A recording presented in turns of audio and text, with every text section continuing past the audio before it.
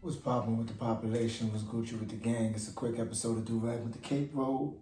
Um, I just came across a little bit of information that I thought was real disturbing. In Jackson, Mississippi, I think in Hinds County, they found 215 graves, like paupers' graves, and paupers' graves, and that just means like somebody died destitute and like basically broke and nobody having any funds to get them buried, and all of those graves that they found had metal poles in them. The thing is those 215 people were like, most of them were like missing people. The reason why the graves were discovered behind this prison in Jackson, Mississippi is because another man, his name was, I forgot his first name, his name is Wade, black man. He was killed by other police. They ran him over on the highway. Allegedly, there was no foul play in that. You take that with a grain of salt. His mom was looking for him for a while. Couldn't really find where he was at or what was going on. They happened to come across his body in that graveyard that they discovered. The wild part is that his pause, pardon my language, was number 672. So Benjamin Crump, he's a civil rights lawyer, and I feel like he's like the positive version of Al Sharpton, because I feel like every time, because he shows up and helps people sue and they get monies and whatnot. Like Al Sharpton just shows up, but at least Ben, I feel like does way more. But my Al Sharpton critique is for another time. The thing that's real ill about this is that these people, have names and families and whatnot. And according to, I think, Benjamin, if I'm not mistaken, when they did an interview, he said that the bodies that were exhumed, they were finding bodies, I think, from like 2006 or something like that. So we don't know who was disconnected from their family, or were they even, in the prison? Like, how is these people just showing up dead? Like, what was type of time is everybody on, fam? Someone in one of these videos wrote in the comment, like,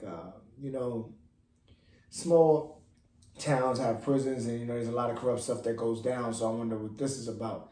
And I know from my experience, I believe I was in high school or just getting out.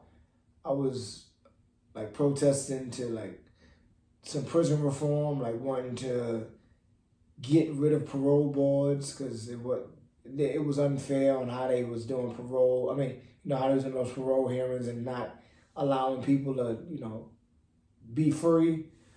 But the problem that a lot of people face when you try to, fight parole boards is that they're tied to the prison industrial complex. But the thing that people forget is that a lot of these prisons are in small towns. Like when I was in New York, we had to go upstate New York because that's where a lot of them are at. And those prisons offer a lot of work for the town. Like, people can be COs, they're wardens, they're like whatever. They just got there's jobs. But just imagine that you're fighting to keep a prison open just simply for your job. But, they're open for, they bring a lot of monies to these towns. They like fuel their economies.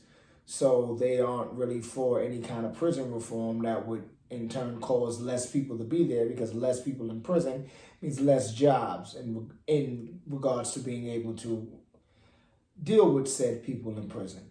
So yeah, when I was younger, we drove up to upstate New York. If I'm not saying, I think we were in Albany. I don't remember where he was at. It was a while ago. Going to each like delegate's office, like pleading our case in regards to like, yeah, I need to, do something about this. Like, people's lives aren't dollar signs, and the fact that you are not wanting to, at the very best, reform the parole boards to actually look to allow people out on parole rather than have them stay their whole sentence, is nasty. I mean, we want to get rid of it altogether. Just, abolish. It's whatever, bro. But overall, you realize that, yeah, a lot of towns probably have this same kind of situation. I don't know to the extent of Jackson, but just where they just do wild things. Because, again, the prison is a big part of the economy there.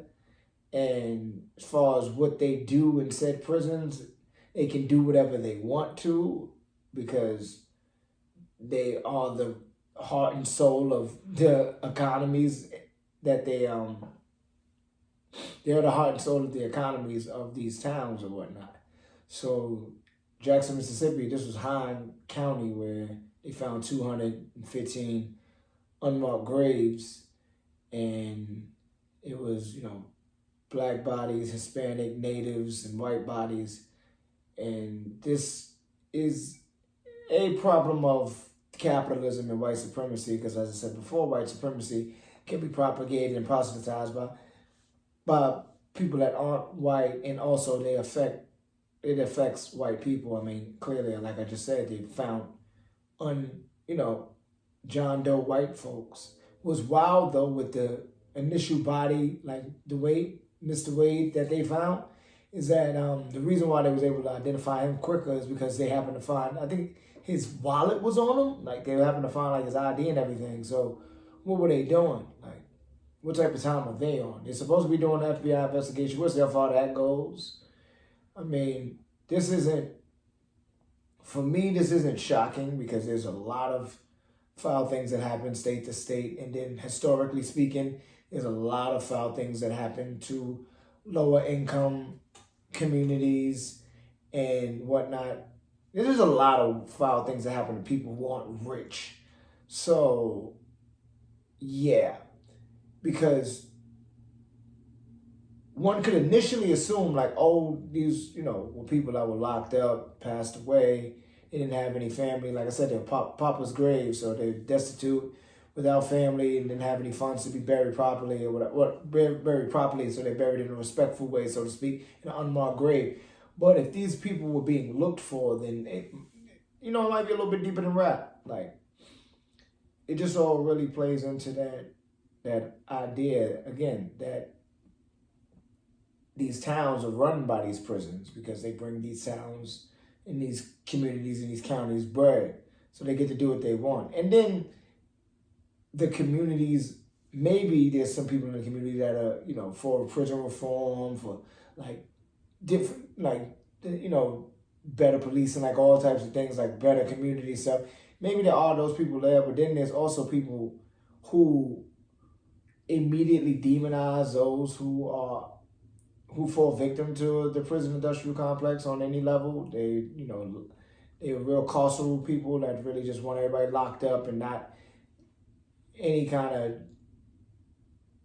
actual justice and reform, because although they call prison rehabilitation, it's like, what are you rehabilitating?